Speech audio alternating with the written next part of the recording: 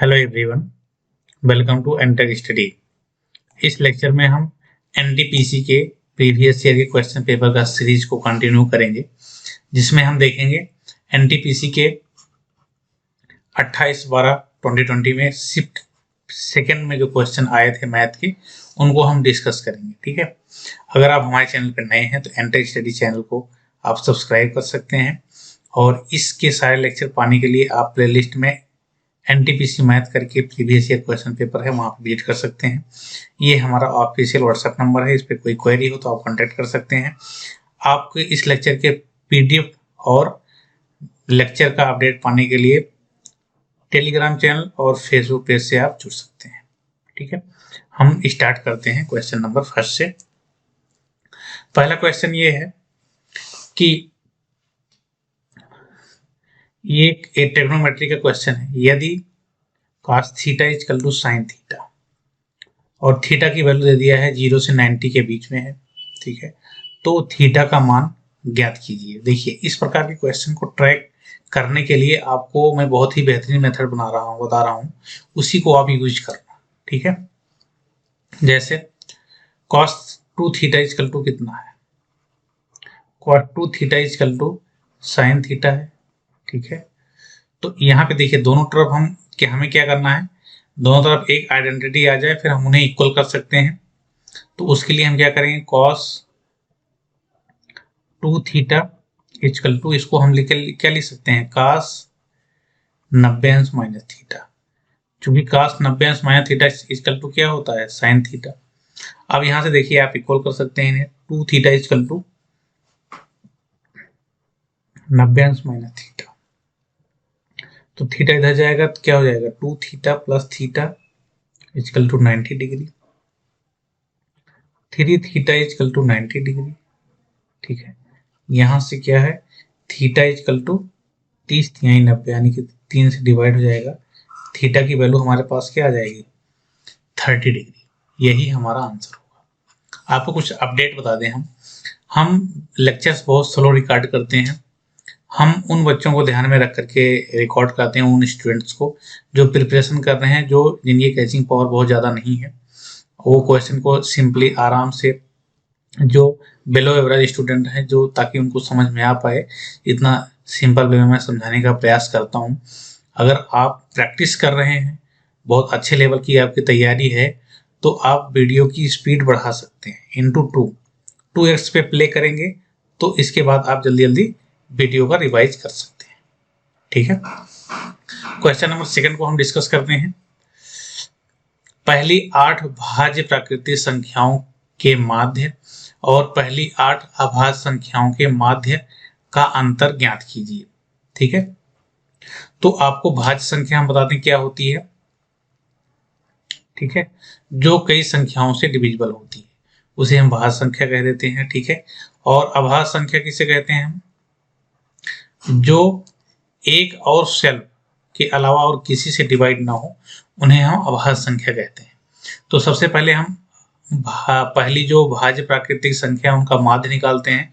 तो पहली जो भाज्य प्राकृतिक संख्या होगी वो क्या होगी, 4 होगा और 6 होगा, 8 होगा। ठीक है, 8 के बाद 9 भी भाज्य संख्या है। ठीक है, 10 है, 12 है, और 12 के बाद 14 है और 15 है। ठीक है, तो आप देखेंगे 1 2 3 4 5 6 7 8 संख्या ये है। ठीक है, इनका माध्य निकालने के लिए हम क्या करेंगे, सिंपली इनको हम 8 से डिवाइड कर देंगे। ठीक है, अब 8 से आप डिवाइड करेंगे तो इनको पहले ऐड करना पड़ेगा। 6 4 10, 10 और 8 18, 9 27, 10 37, 37 और 12 49, 49, 1 50, 10 60, 3 63, और आप 63 में 15 जोड़ेंगे तो 78 आ जाएगा। ठीक है, डिवाइड बाई 8। ठीक है, इतना ही रखिए, चूंकि अभी और कैलकुलेशन आपको करना है। और ये हो गया भाज्य का माध्य के बारे में हो गया। ठीक है, सिमिलर आपको क्या करना है, अभाज्य का करना है। अभाज्य का आपको माध्य निकालना है, प्रथम 8। ठीक है। तो आभास संख्या, पहली आभास संख्या कौन सी है? 2 है, बहुत लोग को नहीं पता है, नोट डाउन कर लेना। 3 इसके बाद है, इसके बाद 5 है, इसके बाद 7 है, इसके बाद 11 है, फिर 13, फिर इसके बाद 13 के बाद 17 आएगा आपका, फिर 19। कितना हो गया? 1 2 3 4 5 6 7 8, 8 आभास संख्याएं हो गई प्रथम।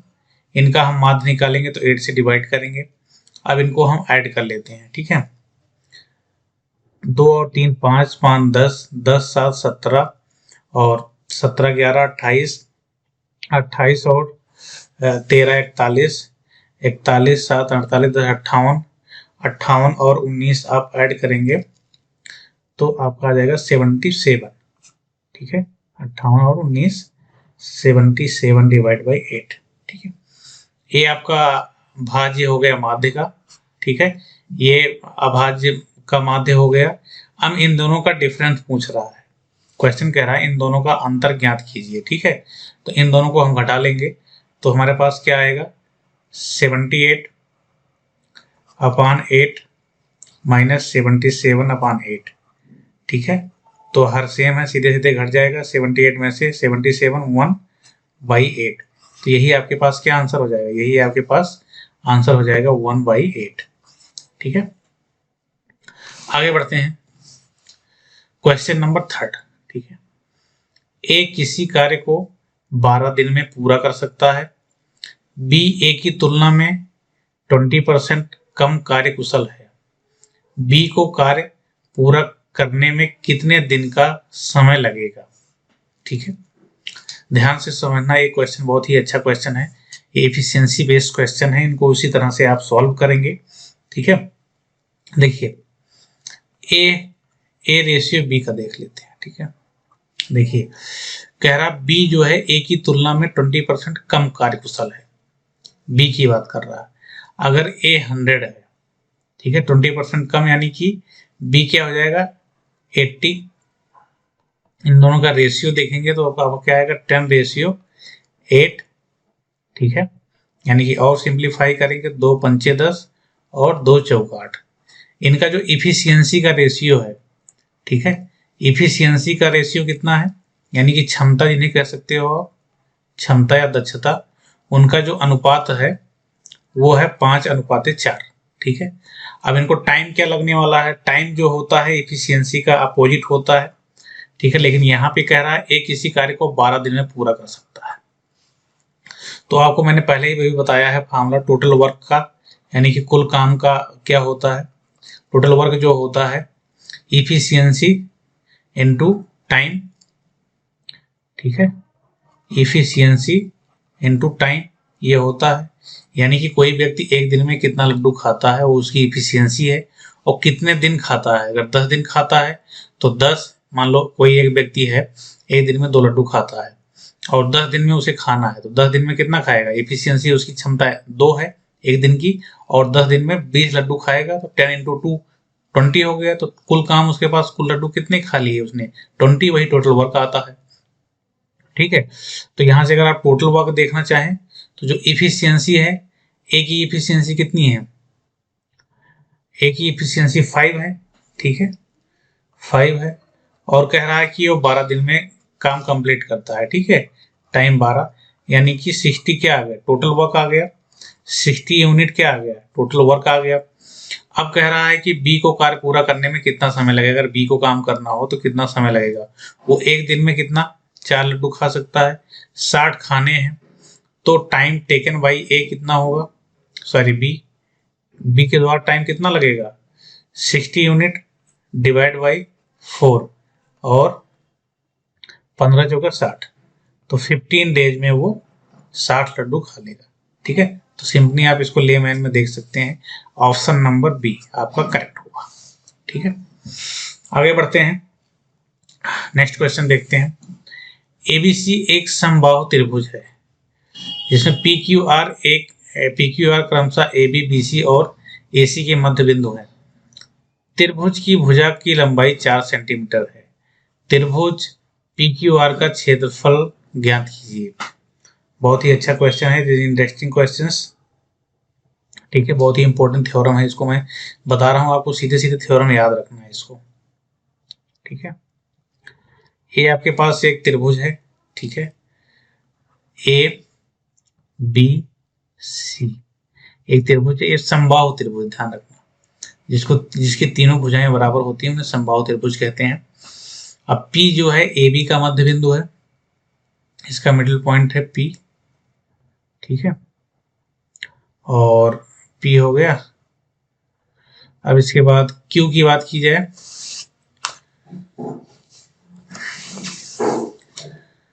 Q क्या है, BC का, ये मिडिल पॉइंट किसका है, BC का। ठीक है, और R जो है AC का है मिडिल पॉइंट, यहाँ पे देख लीजिए मिडिल पॉइंट है इसका।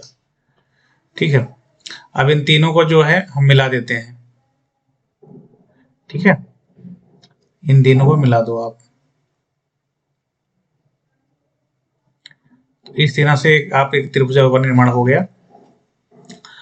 और त्रिभुज की भुजा 4 सेंटीमीटर, उसने बता दिया कि त्रिभुज की जो भुजा है वो 4 सेंटीमीटर है। ठीक है, अब यहां से आप देखें, देखिए ये वाली भुजा जो होगी इस भुजा के बराबर होगी। ठीक है, दोनों भुजा बराबर हैं। ठीक है, ये वाला इसके पैरेलल है, पैरेलल आएगा, यानी कि आप देखेंगे ABC के 4 पार्ट हो जाएंगे, पहला, दूसरा, तीसरा और चौथा, और ये सारे जो हैं एक दूसरे के इक्वल होंगे। ठीक है, यानी कि जो त्रिभुज ABC का क्षेत्रफल है, इनका क्षेत्रफल जो है उसका बाई 4, यानी कि आप सिंपली अगर आप लिखना चाहें कि त्रिभुज ABC का क्षेत्रफल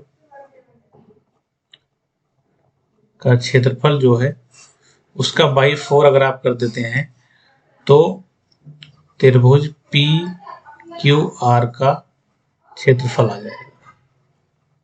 ठीक है, यानी कि ये सारे किसी का भी क्षेत्रफल पूछ ले, सबका जो है वन बड़े वाले का 1/4 होगा। ठीक है, ये चारों आपस में बराबर होंगे। तो सिंपली इसमें क्या पूछा है, PQR का, त्रिभुज PQR का क्षेत्रफल ही पूछा है। तो त्रिभुज ABC का क्षेत्रफल क्या होगा, √3/4 इंटू भुजा स्क्वायर। ठीक है, डिवाइड बाई 4, यही होगा सिंपल। ठीक है, तो यहां से आपका ये पूरा कैंसिल आउट हो जाएगा, √3/4 का स्क्वायर इंटू 4 स्क्वायर हो जाएगा, ये दोनों कट जाएंगे, बचेगा क्या, √3 सेंटीमीटर स्क्वायर। तो ऑप्शन नंबर सी आपका करेक्ट हो जाएगा। ठीक है, तो इस थ्योरम को आप याद रखना, सिंपली क्वेश्चन कभी कभी पूछे जाते हैं। अब देखिए 5th क्वेश्चन क्या है, ए और बी की कार्य क्षमताओं का अनुपात 3:4 है। यदि ए किसी कार्य को 12 दिनों में पूरा करता है तो बी उसी कार्य को कितने दिनों में पूरा करेगा। सिमिलर जैसे अभी आपका ऊपर आपने क्षमता पे किया था क्वेश्चन, वैसे सेम क्वेश्चन है इनका। ठीक है, तो 3:4 इनका क्या है, क्षमता का अनुपात है। ठीक है, क्षमता का अनुपात है। अब यहां से आप टोटल वर्क निकाल लीजिए। टोटल वर्क क्या होगा, बी ए द्वारा जो है 12 दिनों में करता है, तो टोटल वर्क क्या आ जाएगा, यहां से क्षमता कितना है, ए का 3 इंटू 12 दिन में, तो 12 3 36 यूनिट क्या है, टोटल वर्क है। अब हमें ए के द्वारा टाइम बी के द्वारा कितना लगेगा कार्य को करने, वो निकालना है TB। तो क्या होगा, टोटल वर्क 36 है, डिवाइड बाई इसकी एफिशिएंसी से 4, तो क्या आएगा 9 डेज, इसका आंसर आ जाएगा। ठीक है, 9 डेज, ऑप्शन नंबर बी इसका करेक्ट आंसर होगा। कोई भी क्वेश्चन ना समझ में आए आपको कमेंट कर सकते हैं, हम आपको वहां से दोबारा क्लियर कर देंगे, या नेक्स्ट जो हम लेक्चर बनाएंगे उसमें आपके कमेंट को ले लेंगे और आपके क्वेरी को हम क्लियर कर देंगे। अगला क्वेश्चन देखते हैं, क्वेश्चन नंबर 6। किसी भी प्राकृतिक संख्या के लिए n के लिए 6 की power n minus power k परिणाम का अंतिम अंक हमेशा क्या होगा। देखो, किसी प्राकृतिक संख्या हो, n कोई भी संख्या हो, उसके लिए वो इकाई अंक पूछ रहा है, यूनिट डिजिट। अंतिम अंक यानी कि यूनिट डिजिट ही पूछ रहा है आपका, यूनिट डिजिट यानी कि उसे हम क्या कहते हैं, इकाई अंक कहते हैं। देखिए सिंपल सी बात है, n = 1 रख लो आप, किसी भी मान के लिए बोल रहा है, तो 6 की पावर 1 माइनस 5 की पावर 1, तो क्या हो जाएगा 6 माइनस 5 और इक्वल टू 1। हमेशा इकाई का अंक एक ही आएगा, कोई एक वैल्यू आप पुटअप करके देख सकते हैं। तो ऑप्शन नंबर बी आपका करेक्ट हो जाएगा। इन सब क्वेश्चन को देख करके आप ये मत सोचा करो कि हम इस टाइप के क्वेश्चन कभी हल नहीं किए हैं, उसके लैंग्वेज को पकड़ो। मैथमेटिक्स में आपको बहुत अच्छे से पकड़ बनानी है, तो आपको उसके लैंग्वेज को पकड़ना है, ठीक है। लैंग्वेज को बहुत लोग नहीं समझ पाते हैं क्वेश्चन क्या पूछ रहा है। अगर आप लैंग्वेज, मैथ के लैंग्वेज को सीख गए तो आप मैथ में बहुत एक्सपर्ट हो जाओगे। और मैथ क्या है, मैथ बेसिकली आपको ये नहीं कि आपको रूल्स पता है सारे सवाल हो जाएंगे, ठीक है।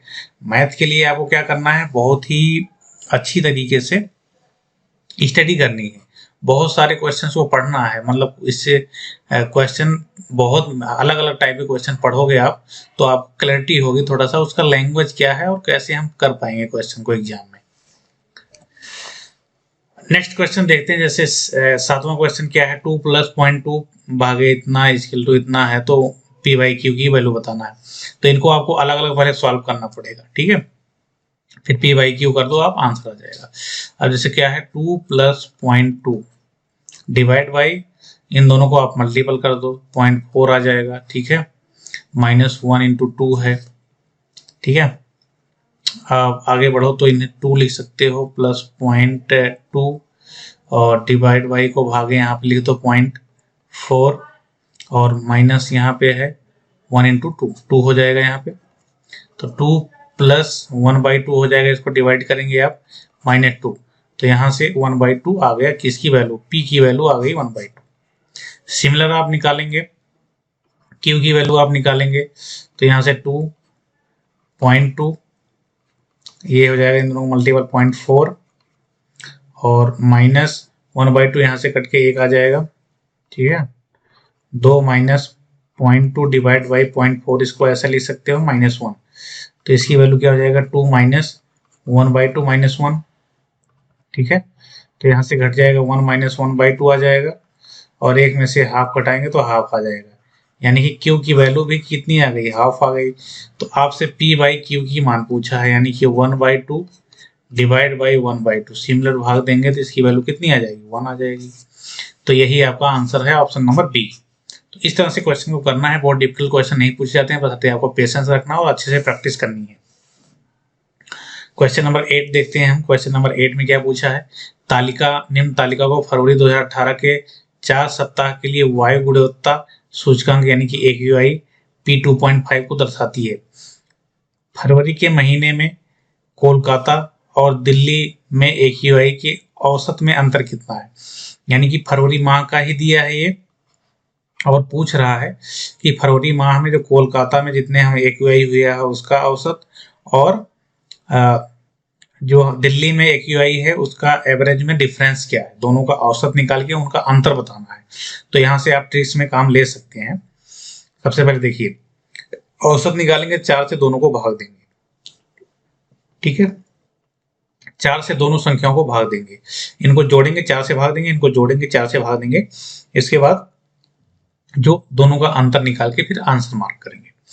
तो इससे अच्छा दोनों को 4 से भाग देना है तो लास्ट संख्या को ही अंतर दे करके हम भाग दे सकते हैं। जैसे मान लो अगर x को 4 से भाग दे करके और y जो है उसको 4 से भाग दे दो, फिर इसके बाद इनको घटाओ, ठीक है।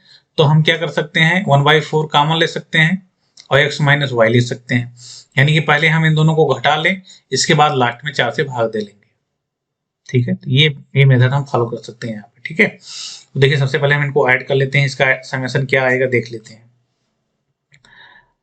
6 और 8, 8 से 14, 14 4 18 और 18 तो 20 के 0, ठीक है, 20 के 0। अब आगे देखो 8 7 15 और 15 7 22 और 22 2 24, ठीक है।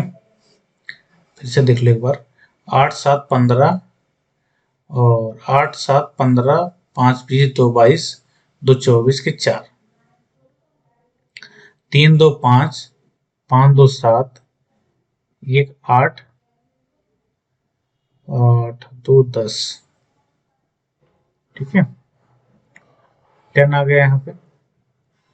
सिमिलर अगर आप इसका जोड़ेंगे 8 6 14, 14 6 20, 6 26, तो यहाँ के 6 आ गया, 2 हासिल है, 4 2 6, 4 10, 4 14, 3 17, ठीक है, 1 2 2 4, 2 6, 2 8, 1 9, ठीक है, 976 ये आ गया, ठीक है।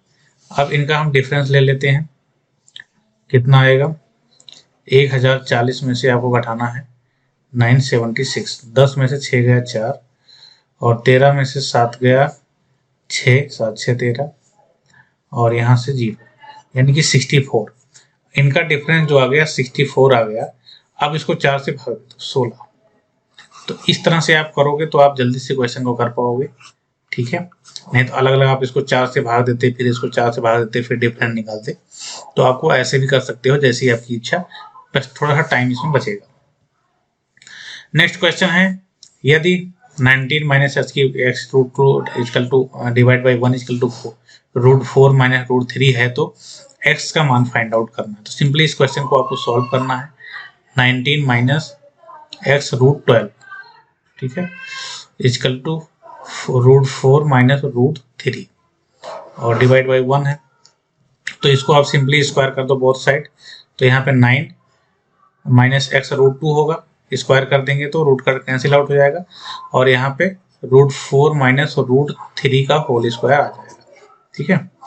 अब यहाँ से देखें 9 minus X root 2 equal to इसका रूट 4 का square, A square minus B square plus A square plus B square minus 2 A भी होगा। तो यहाँ से देखेंगे इसका 4 आ जाएगा, इसका प्लस 3 आ जाएगा, minus 2 into root 4 into root 3, ये आ गया आपका, ठीक है। यहाँ सॉरी 12 है, 19 minus X root 12 equal to 4 4 3 7 minus 2 root 12, ठीक है, ठीक है। ध्यान से देखिए इसको।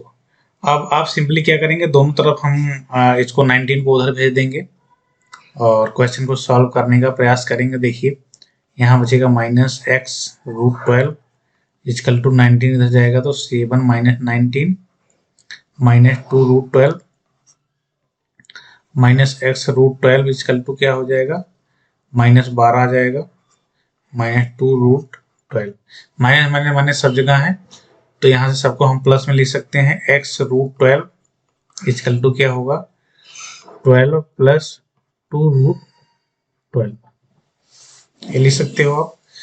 यहाँ से रूट 12 से भाग दे दो, एक्स इक्वल टू क्या होगा,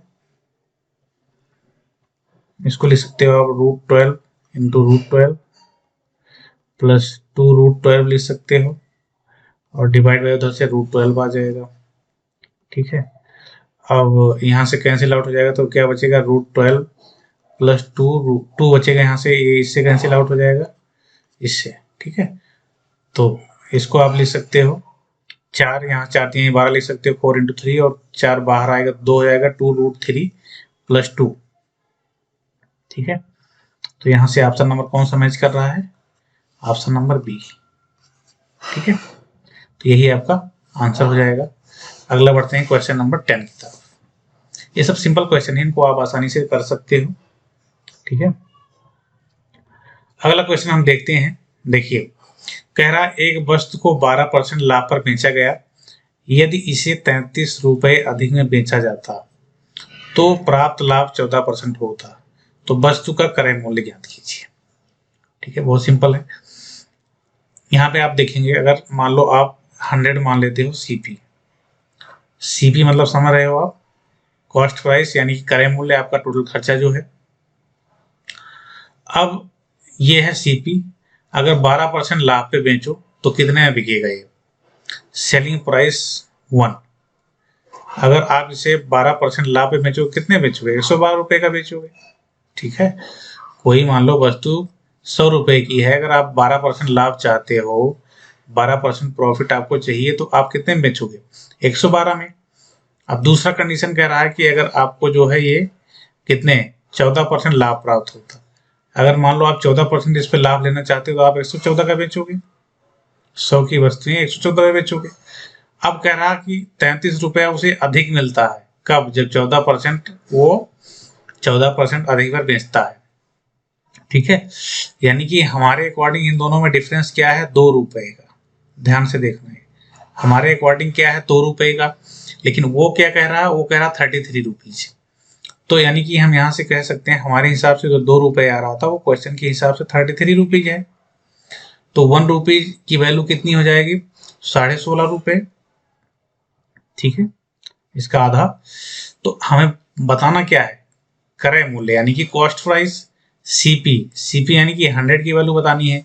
तो यहाँ पे 1 की वैल्यू हमें पता हो गई, तो 100 की वैल्यू क्या होगी? 100 से मल्टीप्लाई हो जाएगा, तो 1650 रुपए हमारा आंसर आ जाएगा। ठीक है, 1650 रुपए हमारा आंसर आ जाएगा। तो क्वेश्चन के लैंग्वेज को अच्छे से समझोगे तो क्वेश्चन को ऐसे सॉल्व कर पाओगे आप। ठीक है, अगला क्वेश्चन देखते हैं। वह छोटी सी छोटी संख्या ज्ञात कीजिए जिसे 4 अंकों की सबसे छोटी संख्या में घटाने से प्राप्त पूर्ण वर्ग हो। ठीक है, पूर्ण वर्ग हो। तो सबसे छोटी संख्या की बात कर रहा है वो। तो सबसे छोटी संख्या को हम क्या करें? मान लेंगे 4 अंक की सबसे छोटी संख्या कौन सी है? 1000। 4 अंक की सबसे छोटी संख्या हो गई। अब इसके करने का प्रोसेस क्या है? उसकी मतलब छोटी सबसे छोटी संख्या में घटा दो तो पूर्ण वर्ग बनना चाहिए। तो हम सबसे पहले इसी का भाग विधि से हम पूर्ण वर्ग निकाल लेते हैं। ठीक है, पेयर बना लेंगे, हम इधर से बनाते हैं पेयर, 2 2 का पेयर बन गया। तो अब ये कितनी बार जाएगा? ये जाएगा 3 बार, 3 त्रिका 9। ठीक है, 3 त्रिका 9, 10 में से 9 गया, 1 आ गया, डबल जीरो पूरा पेयर उतर जाएगा। अब वही जो हम तीन तीन त्रिका 9 करते हैं, हम +3 यहाँ जोड़ देते हैं, तो 6 आ गया। अब एक संख्या ऐसी रखनी है जो यहाँ पे भी रखेंगे, हम यहाँ पे भी रखेंगे। ठीक है, तो 2 रखेंगे, यहाँ पे हम 0 रखेंगे तो 0 आ जाएगा, कोई मतलब नहीं है। 1 रखेंगे तो एक्सेप्ट करने में एक्सेप्ट, ठीक है, इसके नियर भी पहुंच जाए। 2 रखेंगे तो 5 से दूना ज्यादा हो जाएगा, इसलिए 1 रखेंगे हम यहाँ पे। 61।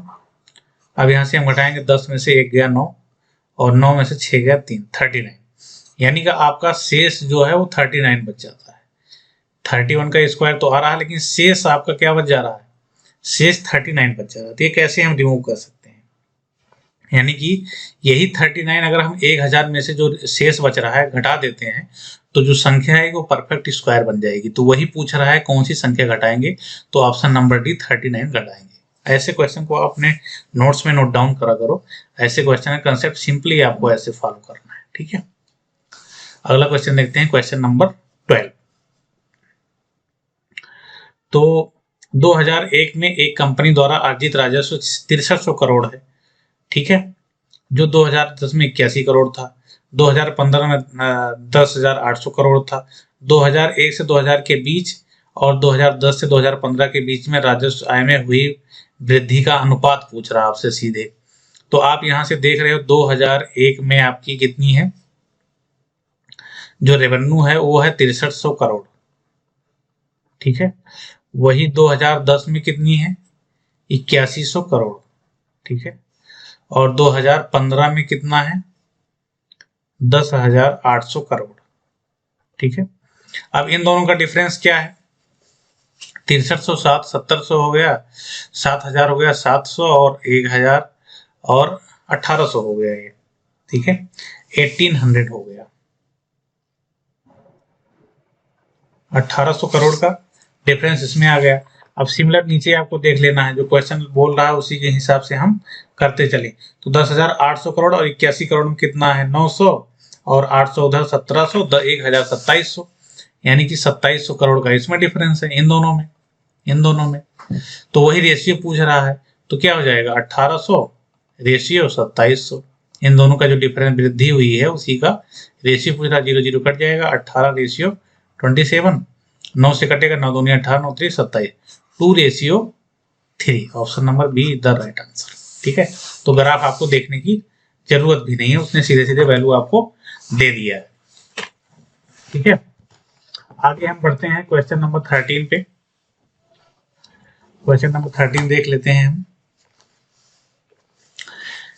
रुपए 2600 की धनराशि को दो भागों में इस प्रकार से विभाजित करके उधार दिया गया कि पहले भाग पर प्रति वर्ष 10% की दर से 5 वर्ष का साधारण ब्याज, दूसरे भाग पर प्रति वर्ष 9% की दर से 6 वर्ष के साधारण ब्याज बराबर है।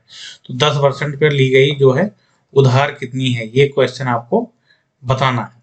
तो सबसे पहले मान लेते हैं कि हम जो है दो भाग है हमारा 2600 के दो भाग करते हैं। ठीक है, एक भाग है x और दूसरा भाग क्या हो जाएगा 2600 माइनस x, ये वैल्यू हो जाएगी। अब हमें 10% का पूछा है, उसी की वैल्यू हम x मानेंगे ताकि हमें दोबारा घटाना ना पड़े। इसको हम जो है 5 साल के लिए 10% पे दे देते हैं। ठीक है, इसको हम 6 साल के लिए 9% पे दे देते हैं। ठीक है, अब दोनों पे कह रहा ब्याज बराबर है, यानी कि हम मूलधन गुणे दर गुणे समय पे हम करें तो x इंटू 5 इंटू 10%, ये आपका इंटरेस्ट रेट आ जाएगा। ठीक है, इंटरेस्ट रेट आ जाएगा और equal to 2600 minus X into 6 into 9%। ठीक है, ये आ जाएगा।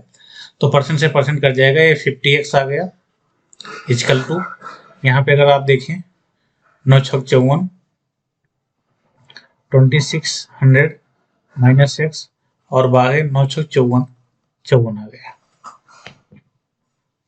ठीक है, ये आपके पास आ गया। आप देखिए यहाँ से क्या हो जाएगा 50x और इसको ब्रैकेट ओपन करेंगे आप तो 2600 इंटू 54 माइनस 54x हो जाएगा।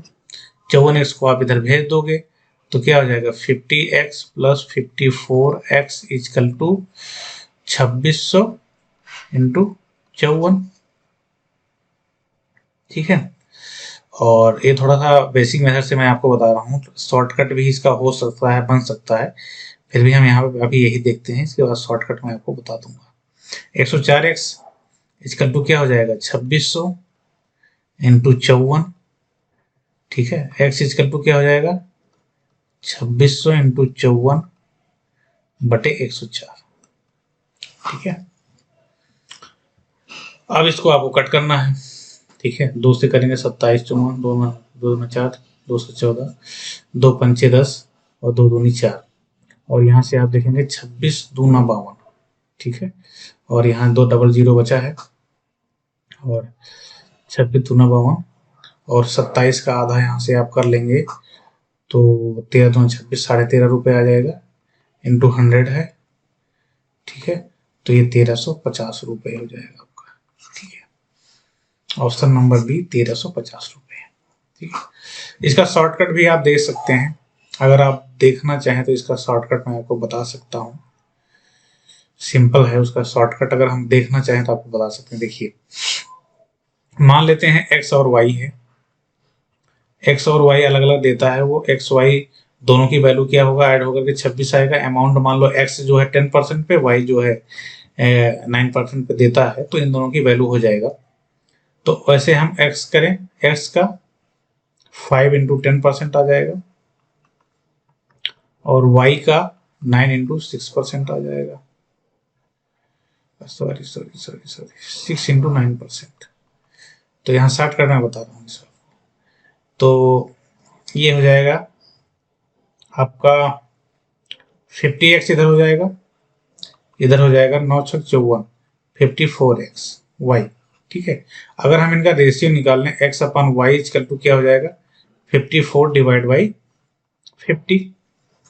अब देखो रेशियो मेथड से कोई भी क्वेश्चन सरल हो जाता है। x और y का रेशियो ये है और समेशन ये है, तो यहाँ से इन दोनों का अगर हम देखें ध्यान से तो इन दोनों का जो समेशन है इसको और सिंप्लीफाई करेंगे तो ये 27 हो जाएगा, ये 50 हो जाएगा। ठीक है, अब इन दोनों का अगर रेशियो का हम ऐड देखें तो इन दोनों को अगर हम ऐड करें, इन दोनों को ऐड करें तो ये हो जाएगा कितना 25 25 50 और 2 52।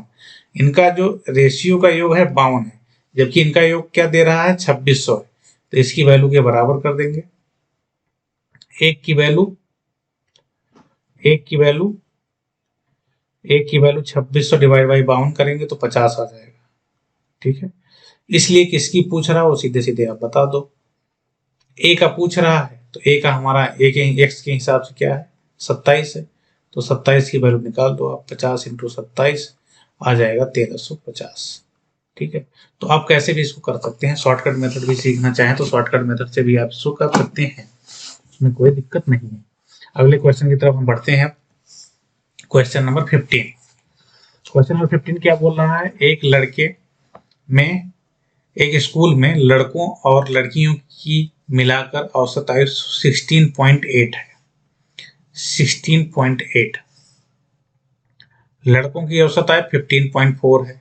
ठीक है, जो बॉयज हैं उनकी जो औसत आयु है वो है 15.4।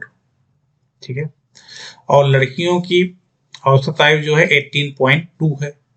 अगर जो गर्ल्स हैं उनकी कितनी है 18.20 है। ठीक है,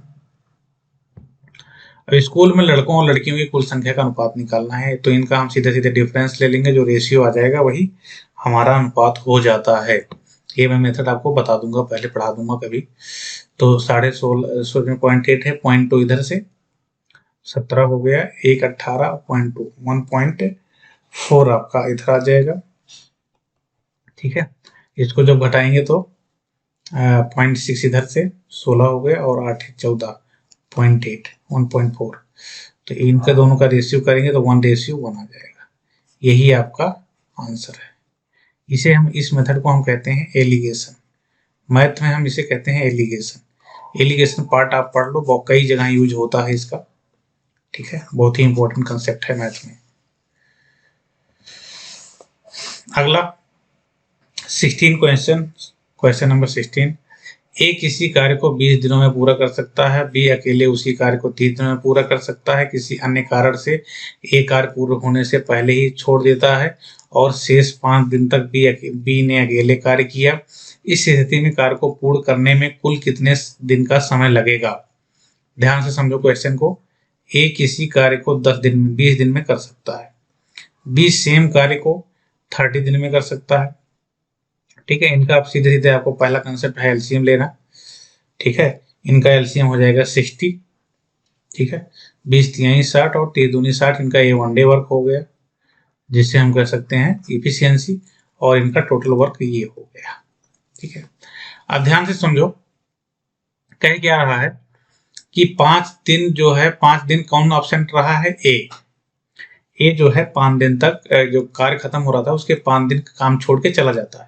तो हम ये कह लेते हैं कि ए भी 5 दिन रहता है, क्योंकि जो 5 दिन नहीं रहता है ये, तो उसका जो वर्क रहता है वो भी बी अकेले ही करता है। तो बी के पास उतना ही लोड हम रहने देते हैं और ए जो चला जा रहा है उसको रोक लेते हैं, और ए 5 दिन में जितना कार्य कर सकता था उतना हम टोटल वर्क में और ऐड कर देते हैं, यानी कि ए रहे तब भी उसका कोई फर्क ना पड़े। ये कंसेप्ट हमारे क्वेश्चन को आसान बनाएगा। ठीक है, तो हम मान लेते हैं ए लास्ट तक कार्य किया, तो अगर ए रहता 5 दिन तक तो और वो कुछ कार्य कर लेता, तो इसलिए हम ए को अब्सेंट करने के लिए क्या करेंगे, उतने कार्य को बढ़ा देंगे। ए एक दिन में 3 लड्डू खा लेता है, तो 5 दिन में कितना खा लेता, 15। तो हम ये जो कार्य है, टोटल कार्य है, इसमें 15 लड्डू और ऐड कर दे रहे हैं कि ए जो है, ए की एब्सेंसी को एब्सेंसी ही रखे, वो एब्सेंट ही रहे। तो 75 हो गया, टोटल 75 लड्डू हो गए, और दोनों मिलके एक दिन में कितने खाते हैं, 5 खाते हैं। तो ए और बी जो है उनका टाइम टेकिंग जो समय लेंगे वो 75 लड्डू खाने में, 75 डिवाइड बाई 3 2 5, 3 + 2, तो 75 डिवाइड बाई 5, तो 15 × 5 = 75, 15 दिन में वो जो है कार्य को खत्म कर देंगे। ठीक है, तो ये कंसेप्ट है। क्वेश्चन नंबर 17 देखो, एक भिन्न का अंश हर से 2 कम है। यदि अंश को 2 से गुणा किया जाता है और हर को 3 से गुणा किया जाता है तो प्राप्त भिन्न 2/3 के बराबर होती है। तो भिन्न ज्ञात कीजिए कौन सी थी। आप ऑप्शन से भी चेक कर सकते हो। ठीक है, जैसे अंश जो है हर से 2 कम है, इसमें भी कम है, इसमें भी कम है, इसमें भी कम है, और यहाँ पे देखो यहाँ पे भी कम है। ठीक है, अब अंश में अगर 2 से गुणा कर दिया जाए और हर में 3 से गुणा कर दिया जाए, 2 से गुणा कर दो, 5 दूनी 10, 3 से गुणा कर दो 21 हो गया। तो ये 2/9 बना, नहीं बना। तो इसमें भी 5 से 2 से गुणा कर दो और 3 से गुणा करो, 3 त्रिका 9, 3 15। तो ये कितना बना, 3 त्रिका 9 और 3 पचे 15, सॉरी 3 दूनी 6 होगा, 2/5 बना, ये भी गलत है। 2 से गुणा करो, 3 से करो, ठीक है, 14 5 27, ये भी नहीं बना। इसमें 2 से गुणा करो और 3 से गुणा करो, देखो 2/9 बन गया। यही आपका क्या होगा, सही होगा। ऐसे कर सकते हो। सेकेंडली आपको बेसिक मेथड से करना है तो x मान सकते हो। अगर मान लो भिन्न का जो है, भिन्न का हर मान लो आप x है, क्योंकि x से ही कंपेरिजन किया है, तो अंश क्या हो जाएगा, x - 2 हो जाएगा। अब कह रहा है अगर अंश में 2 से गुणा करते हैं, हर में 3 से गुणा करते हैं, तो उसकी वैल्यू कितनी हो जाती है, 2/9 हो जाती है।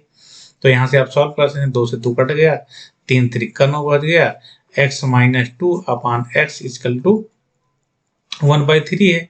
तो मल्टीप्लाई करेंगे तिरछा, 3x - 6 इक्वल टू x, तो 2x equal to 6, x equal to 3 आ गया।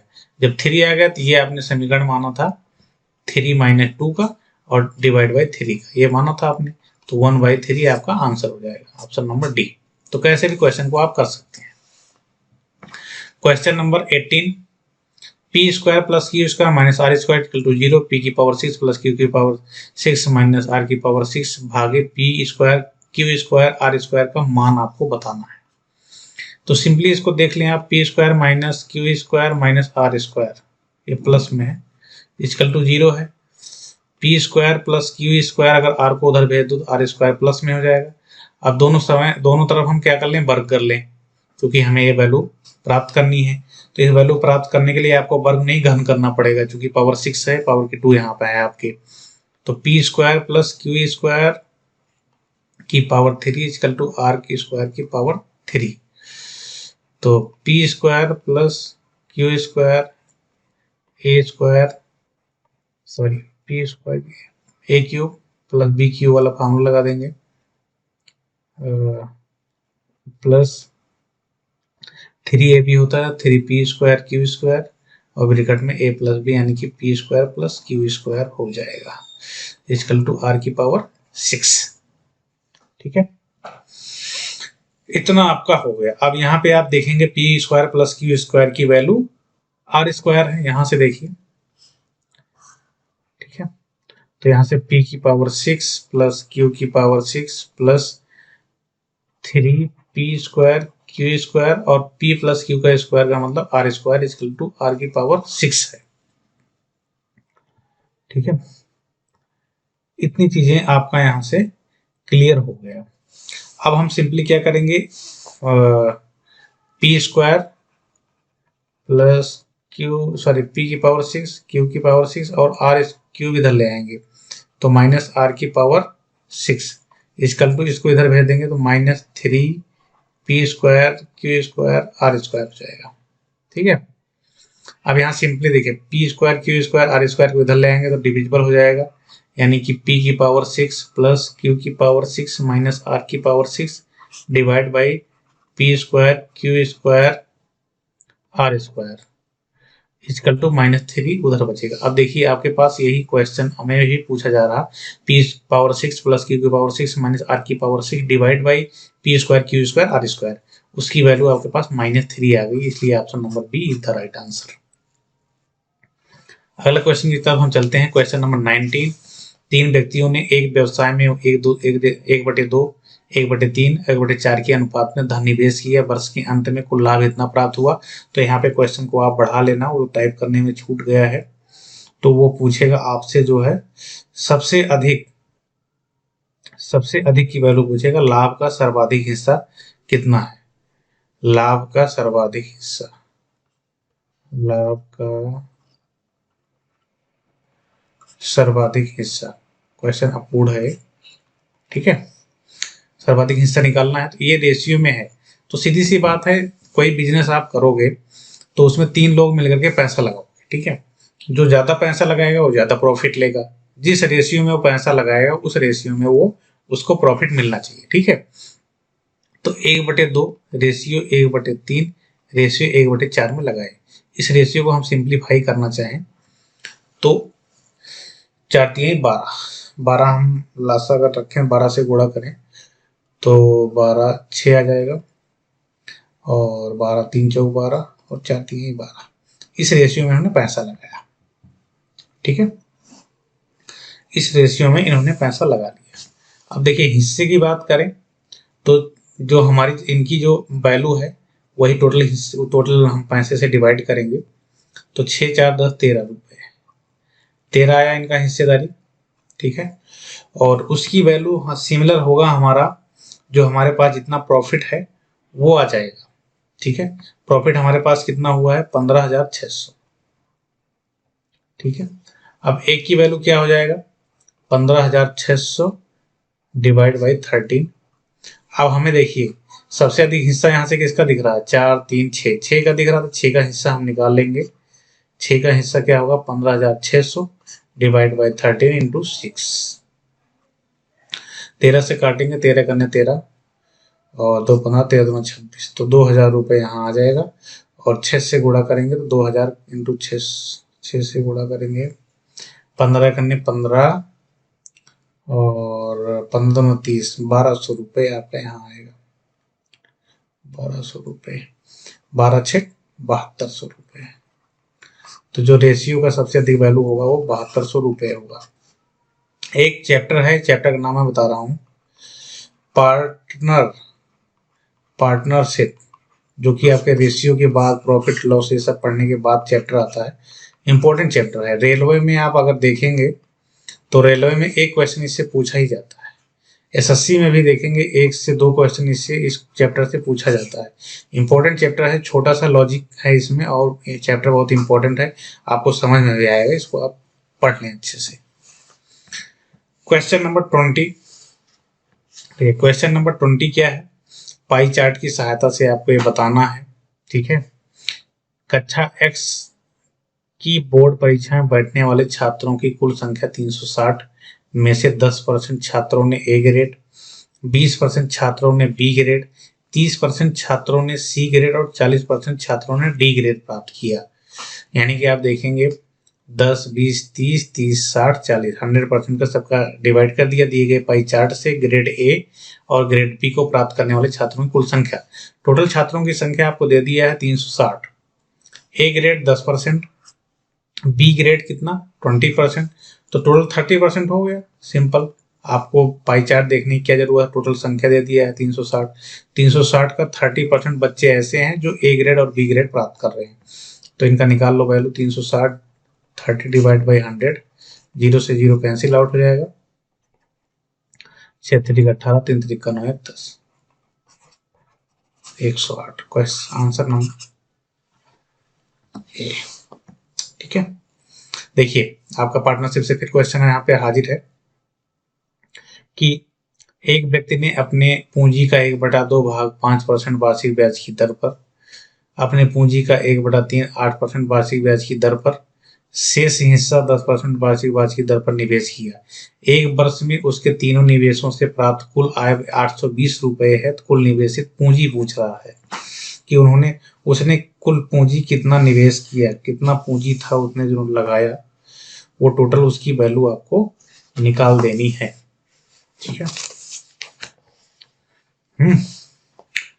तो अगर आप मान लें कि टोटल पूंजी कितनी है x रुपीज है, x रुपीज अगर आप मान लेते हैं तो उसने 5% पे कितना x/2 दिया, उसने जो 5% पे उन्होंने ब्याज दिया x/2 का आधा, और उसने 8% पे क्या दिया है 1/3 भाग पे 8% दिया है, यानी कि x/3 पे उसने 8 दिया है, तो 10% पे क्या देगा x minus x/2 plus x/3 ही देगा। जो शेष बचा हुआ धन है वही 10% पे देगा, x माइनस 3 2 5 x/6, यानी कि यहां से आप देखें x/6 पे वो 10% पे देगा, ठीक है। अब तीनों पे वो जब देगा निवेश करेगा तो उसे 820 रुपए प्राप्त हो रहे हैं इनकम के रूप में। तो सीधी सी बात है, उतने परसेंट पे लगाता हुआ 820 की वैल्यू आ जाएगी, यानी कि x/2 पे 5%, यानी कि 5/100 हो जाएगा। प्लस x/3 पे 8/100 यानी कि 8%, प्लस x/6 पे कितना 10%, 10/100 इक्वल टू उसे 820 मिला। सीधे से आपको करना है, यहाँ से 100 100 तीनों में है, कॉमन करके आप उधर भेज सकते हैं। तो यहाँ आपके पास वैल्यू क्या आ जाएगी 5x/2 प्लस यहाँ 8x/3 plus 10x/6 equal to वहाँ 00 हो जाएगा, 820 के बाद 00 उधर से सबसे मल्टीप्लाई हो जाएगा। अब यहाँ से सीधे सीधे आप इन तीनों को ऐड कर लो, एलसीएम आपके पास 6 आ जाएगा। तो यहाँ पे मल्टीप्लाई करेंगे 3 5 3 15x प्लस 3 दूनी 6 मतलब 8 दूनी 16x और यहाँ प्लस 10x इक्वल टू कितना होगा 82000। ठीक है, अब यहाँ पे आप तीनों को ऐड करेंगे 15 16 31 10 41 41 डिवाइड बाई 6 इक्वल टू 82000। ठीक है, 41 दुनिया में 2 यानी कि 2000 रुपये होगा। x इक्वल टू 6 दूनी 12000। ठीक है, यही आपका आंसर होगा, यही आपका क्या होगा, x आपने माना है, यही आपका आंसर होगा। तो इस तरह के क्वेश्चन को ऐसे अटेम्प्ट करना है। क्वेश्चन नंबर 22, इसमें आपको मैं सिंपली एक थ्योरम बताऊंगा। अच्छा क्वेश्चन है ये, तो इस थ्योरम को ही आपको याद रखना है। ठीक है, अगर इसका हम डेरिवेशन कराएंगे बहुत लंबा है, तो सिंपली आप इसका एक थ्योरम की तरह से आप याद रखिए। ठीक है, ABCD एक समांतर चतुर्भुज है। भुजा BC को E से इस प्रकार बढ़ाया जाता है कि BC equal to C। ACD को बिंदु P पे प्रक्षेपित करती है। त्रिभुज ABE का क्षेत्रफल इनमें किसके बराबर होगा। तो आपको ये समझ आएगा, फिगर बनाएंगे तब हम। एक समांतर चतुर्भुज आप ले लिए जिसकी आमने सामने की भुजाएं क्या होती हैं, समांतर होती हैं। ठीक है, समांतर आप समझ लेना इनको। अब ये कह रहा है जो BC भुजा है, पहले आप नॉमेनक्लेचर कर दो,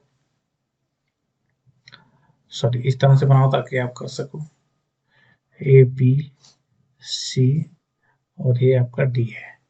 ठीक है, अब BC भुजा को जो है कह रहा बढ़ाने के लिए कह रहा है इस प्रकार से E तक बढ़ाते हैं कि BC इक्वल टू C, यही BC है आपका, तो इसको आप इधर की तरफ बढ़ाओ। ठीक है, और E आए BC इक्वल टू, ये दोनों बराबर BC इक्वल टू C, इस तरह से हमने बढ़ा दिया। अब क्या कहता है, AECD को बिंदु B पे प्रक्षेपित करती है। जो AE है, AE मतलब AE को मिला दो आप, ध्यान से देखो ऐसे मिलाएंगे आप। ठीक है, AE जो है वो हमारा जो CD है उसको बिंदु P पे प्रक्षेपित करता है। अब आपको थोड़ा थोड़ा समझ में आ रहा होगा, फिगर बन गया। ABE का जो क्षेत्रफल है वो किसके बराबर होगा, यानी कि ABE मतलब A वाले इस वाले को बोल रहा है A और यहाँ पे B। ठीक है, और ABE सॉरी ABE बड़ा वाला जो त्रिभुज का निर्माण हुआ है, इसका क्षेत्रफल निम्नलिखित में से क्या होता है। तो सिमिलर आप याद रखना, ये जब कट करेगा ये AB एक मिड पॉइंट होगा, AB एक मध्य बिंदु पे ही काटेगा। ठीक है, मध्य बिंदु पे काटेगा। तो यहां से आप ये कंसीडर कर पाएंगे कि आपका ये वाला जो क्षेत्रफल होगा इस क्षेत्रफल के बराबर होगा। ठीक है, थ्योरम है, डायरेक्ट थ्योरम है ये, और 3A होगा। अगर आप इनको ध्यान से देखना चाहें तो जो ABCD का क्षेत्रफल है, ABCD का क्षेत्रफल, ठीक है, त्रिभुज ABCD का जो क्षेत्रफल है वो एक इसका हो जाएगा 1 और प्लस 3 इसका हो जाएगा 4। ठीक है, और अगर पूछे ABE का क्षेत्रफल, त्रिभुज ABE त्रिभुज नहीं चतुर्भुज है, त्रिभुज ABE का क्षेत्रफल पूछा जाए जो कि आपके क्वेश्चन में पूछ रहा है, तो यहां से आप देखेंगे 3A है 1A है, तो ये भी क्या होगा 1 प्लस 3 इक्वल टू 4। यानी कि जो बढ़ाने पे त्रिभुज का निर्माण हो रहा है, इसका इस वाले त्रिभुज का जो निर्माण हो रहा है वो त्रिभुज क्या होगा, उसका जो क्षेत्रफल होगा ABCD के क्षेत्रफल के बराबर होगा, यानी कि समांतर चतुर्भुज ABCD के क्षेत्रफल के बराबर होगा। ऑप्शन नंबर C है, इसका मैं डेरिवेशन भी आपको करा सकता हूं लेकिन थोड़ा सा लेंदी है। तो आप इतना याद रखें, इस क्वेश्चन को ध्यान से आप अच्छे अपने नोट में डाल लें। क्वेश्चन नंबर 22, सॉरी 23 में आपको निकालना है सिंपली इसकी वैल्यू निकालना है, एक्स की वैल्यू सॉल्व करके। तो यहाँ से देखिए √2 प्लस √x इजकल टू √3। तो यहाँ से √x इजकल टू देखेंगे तो √3 माइनस √2, ठीक है। अब यहाँ से x देखें तो √3 माइनस √2 का स्क्वायर। तो x इजकल टू क्या होगा 3 प्लस 2 माइनस 2 √3 इंटू √2। तो 3 2 5 माइनस 2 √6। x की वैल्यू 5 माइनस 2 √6। ये ऑप्शन नंबर ए इधर राइट आंसर हो जाएगा, ठीक है। 24 देखिए x की वैल्यू दिया है आपको, y की वैल्यू दिया है, इसकी वैल्यू आपसे पूछा जा रहा है। तो कैसे सॉल्व करेंगे, आपको इनको बहुत डिफिकल्ट ना बना करके सिंपल वे में आपको सॉल्व करना है। तो देखिए यहाँ से x y a की वैल्यू क्या आ जाएगा sin t, ठीक है। सिमिलर यहाँ से अगर हम देखें वो y b की वैल्यू क्या आ जाएगा tan t। सिंपल है, आ जाएगा आपका। फिर आपको थोड़ा सा मॉडिफाई करना है, इनके रूप में आप जैसे दिख रहे हैं इनके रूप में करना है आपको, ठीक है। यहाँ देखिए अगर हम इन्हें पलट देते हैं तो a बाई एक्स आ जाएगा, a by X equal to 1 sin t हो जाएगा, करेक्ट। इसको भी पलट देते हैं b by Y equal to क्या हो जाएगा 1 tan t, ये हो गया। अब इनको अगर हम स्क्वायर कर दें बोथ साइड तो a square upon x square equal to 1 sin square t, इसके रूप में हम बना लिए पहला term a square by x square का। इसको अगर आप करते हैं स्क्वायर तो b square upon y square equal to 1 tan square t। अब सिंपल इनको घटाना है आपको, ठीक है। अब इसको ध्यान से देखें अगर आप तो a square by x square equal to क्या होगा कोसेक स्क्वायर t। यहाँ पे क्या होगा b square upon y square equal to cot square t, क्योंकि इनका अपोजिट होता है तो इसको हम सीधे लिख सकते हैं। अब इन्हीं दोनों को घटाना है। देखिए इन दोनों की वैल्यू लिखने के लिए हम क्या करेंगे, इसकी वैल्यू क्या है a square by x square की वैल्यू है cosec square t minus cot square, इसकी वैल्यू क्या है कॉट स्क्वायर t। तो सिंपल आप फार्मूला ये पढ़े होंगे अलजेब्रा के स्क्वायर वाले फार्मूले में, इन दोनों का अंतर जो होता है वो 1 के बराबर होता है। तो यही आपका option number A is the right answer, ठीक है। अब 25 का देखते हैं। किन्हीं दो संख्याओं का योग 1500 है, उनके एलसीएम ये है, दोनों संख्याओं को ज्ञात कीजिए, ठीक है। अब देखिए इस टाइप के क्वेश्चन को आप ऑप्शन से करना, कभी भी अगर आप इनको ट्राई करोगे हल करने का तो बहुत लेंदी क्वेश्चन बन जाते हैं ये, इसलिए सीधे सीधे देखो आप दो संख्याओं का योग x plus y equal to 1500, ठीक है। अब करा एलसीएम जो है इतना है, एलसीएम जो है इतना है, तो एलसीएम क्या होगा, मान लो x इंटू वाई होगा, लासा मतलब इन दोनों का लासा जो होगा सीधे सीधे इन दोनों गुणा कर सकते हो, x इंटू वाई की वैल्यू कितनी होगी 16379, ये आप लिख सकते हो, ठीक है, ये आप लिख सकते हो, ठीक है। तो दो संख्याओं का योग देखो, कोई भी संख्या इसमें से दिया होगा सबका योगफल जो है 1500 तो आ ही रहा होगा, सीधी सी बात है, ठीक है। अब आपको फाइंड आउट करना है x इंटू वाई की वैल्यू जो है इतना आ जाए, एलसीएम में आप लिख सकते हैं, ठीक है। जो दो संख्याओं का लासा में बराबर नहीं होता है तो एलसीएम में वैल्यू उसकी इतनी आ जाती है। अब आपको देखना है किन दो संख्याओं का गुणनफल जो है, गुणनफल 16379 है, तो वो आप इनसे देख सकते हो, ऑप्शन से पहला ऑप्शन ले लो। देखो इन दोनों को अगर आप मल्टीप्लाई करोगे 1489 इंटू 11 तो आएगा 1489 और 9841, इनको देखिए 9 8 9 17 और 8 4 12 1 13 4 1 5 1 6 16379 आ रहा है। तो पहला ही ऑप्शन आपका सेटिस्फाइड हो गया है, इसलिए क्या है option number A he correct है। तो समझ पाए आपने मैंने कैसे कर दिया, ये आप इस टाइप क्वेश्चन को ऐसे ऑप्शन से टैकल किया करो, ठीक है। अब देखें, उस सबसे लंबे स्तंभ की लंबाई ज्ञात कीजिए जिसमें 10 मीटर, 8 मीटर और 6 मीटर की विमाओं वाले कमरे में रखा जा सके, ठीक है। लंबे स्तंभ की बात कर रहा, सबसे लंबे स्तंभ कितने लंबाई में रखा जा सकता है, विकर्ण इनका निकाल लेंगे हम। सीधी सी बात है, सबसे बड़ी भुजा क्या होती है, यहाँ पे विकर्ण होती है कमरे का, है ना।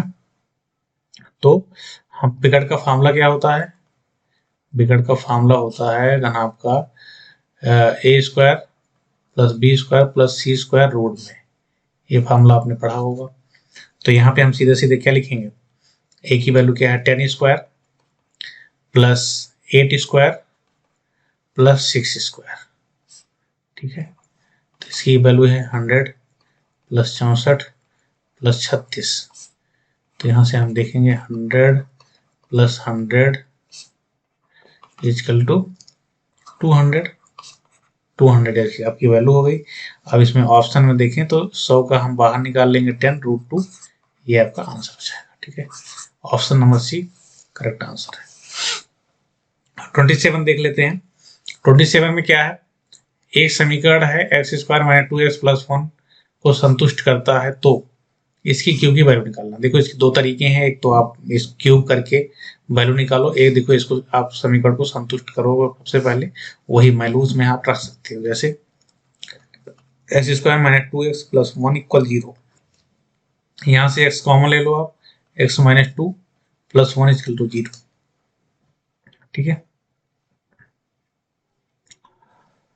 ये हो गया, इसको लिख सकते हो x minus 2 plus 1 by x equal to 0, यानी कि x से हमने डिवाइड कर दिया, तो क्या आ गया x plus 1 by x equal to minus 2 आ जाएगा,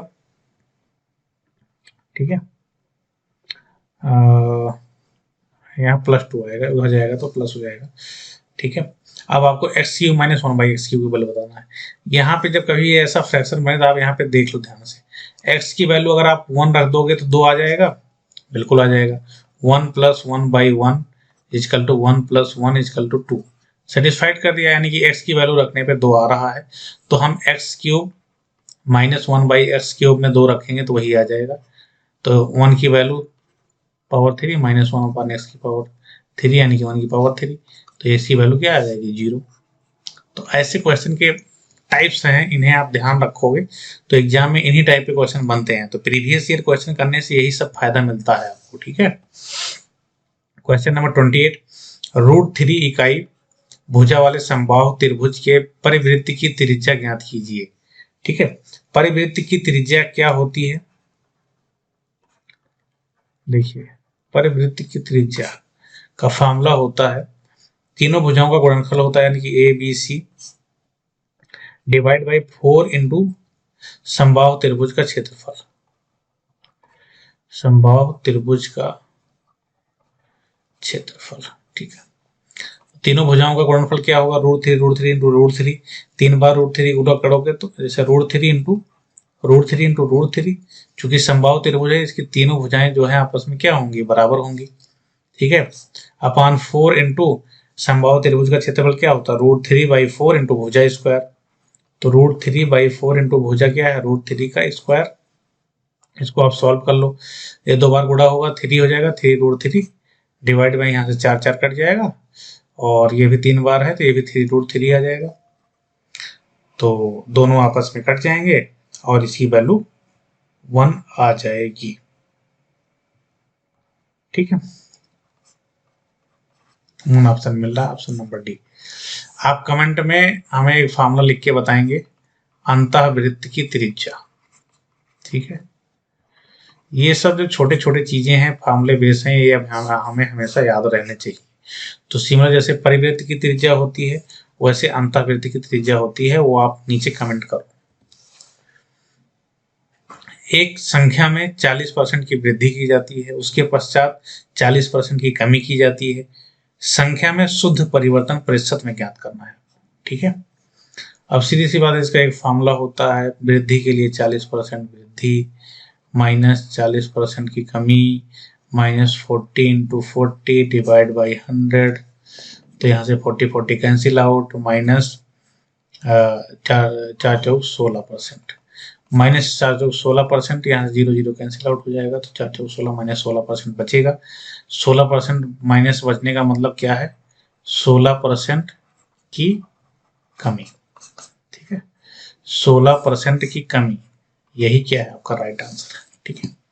ऐसे क्वेश्चन को ऐसे करना, फॉर्मूला क्या यूज करते हैं, plus minus A plus minus B और प्लस माइनस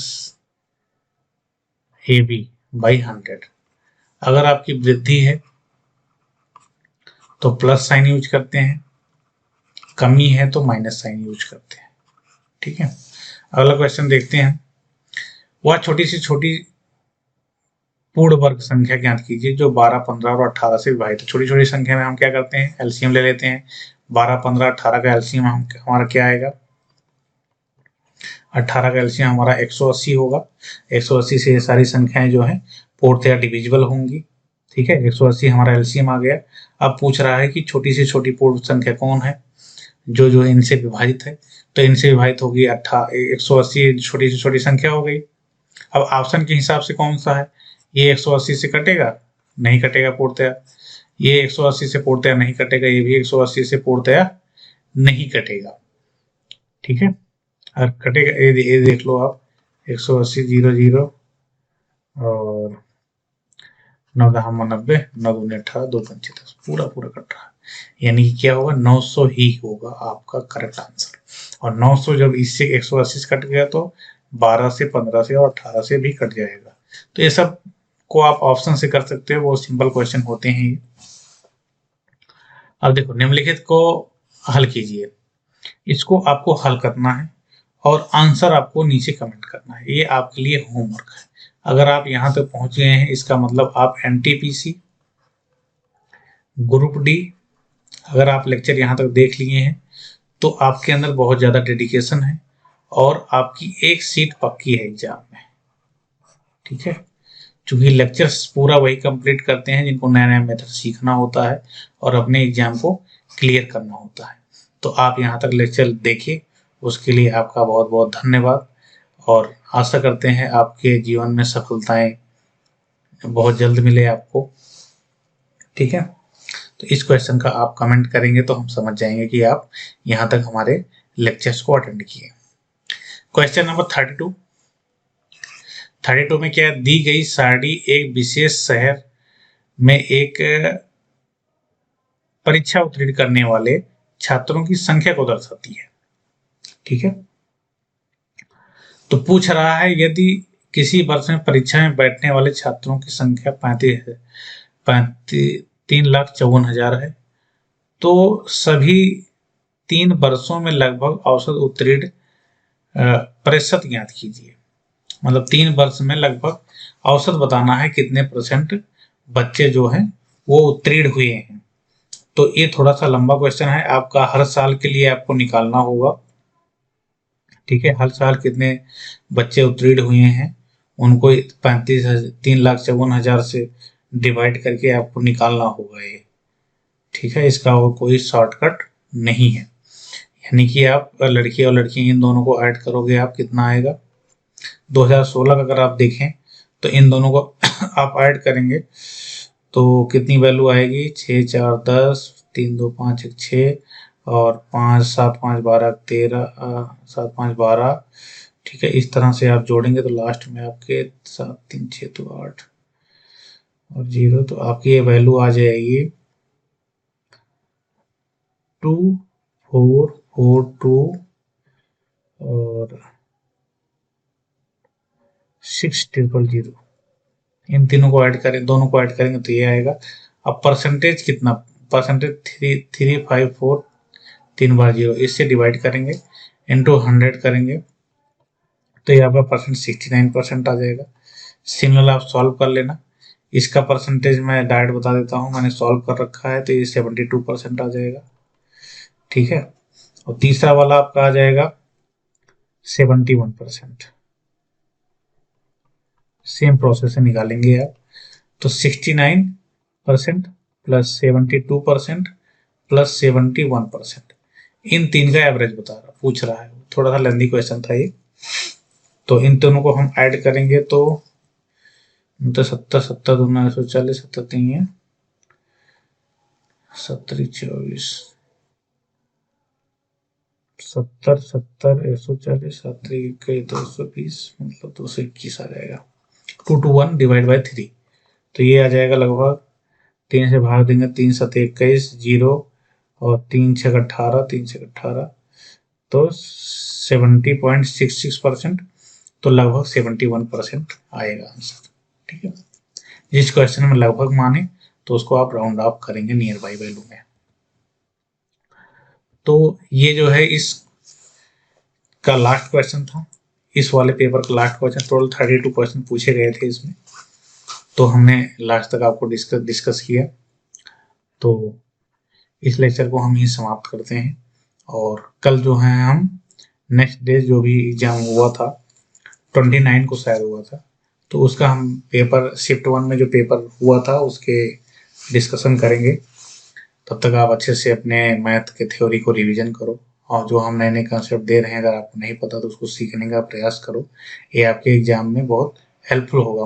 मैं यहाँ पे आपको वही तरीका समझाता हूँ जो आपको एग्जाम में यूज करना और टाइम बचाना है। क्योंकि देखिए सीधी सी बात है, आपको सिलेक्शन लेना है तो 35 क्वेश्चन आपके मैथ के हैं, CBT 2 की बात कर रहा हूँ। रीजनिंग आपके 35 क्वेश्चन है, ठीक है, और जीके के आपके क्वेश्चन 50 है। तो जीके तो आपको जो तैयार रहेगा वो तो आप कर ही लोगे। बाकी जो रीजनिंग है, आपने पूरा सिलेबस कंप्लीट कर रखा है मैथ का और रीजनिंग का, 35 क्वेश्चन, आपके पास केवल टाइम है 90 मिनट, क्वेश्चन है 120। तो आपको इनको मैथ को और रीजनिंग को ऐसे हल करना है कि आपका टाइम बहुत कम लगे। टाइम अगर आप बचा ले गए इस एग्जाम में तो आपका सेव शॉर्ट समझ लो सिलेक्शन है। आपने अच्छी से प्रिपरेशन कर रखी है और प्रैक्टिस करिए। आप कम से कम वीक में जो है, एक हफ्ते में आप 2 टेस्ट करिए, 2 मॉक टेस्ट देखिए। कई का आता है, टेक्स्ट बुक का ले लो, आप ग्रेड अप का ले लो, ठीक है, जो भी आपको समझ में आए वो ले लो, और वहां से आप वीक में एटलीस्ट 2 टेस्ट दो, उसका पूरा वैल्यूएशन करो कि अगर मैथ में हमारे 30 क्वेश्चन हैं तो हमने कितना कर पाया और हमारे पास क्या टाइम बचता है। 90 मिनट का आपका पेपर है तो 75 मिनट में अगर आप पूरे पेपर को हल कर लेते हैं तो समझ लो आपका स्पीड बहुत अच्छा है और आप बहुत ही सही ट्रैक पे हो। तो ये चीजें इवैल्यूएट करो अपने अंदर, और जो भी कमियां लगी उसको आप संशोधन करो। ठीक है, तो चलिए लेक्चर यहीं समाप्त करते हैं। Bye bye, take care, thanks for watching.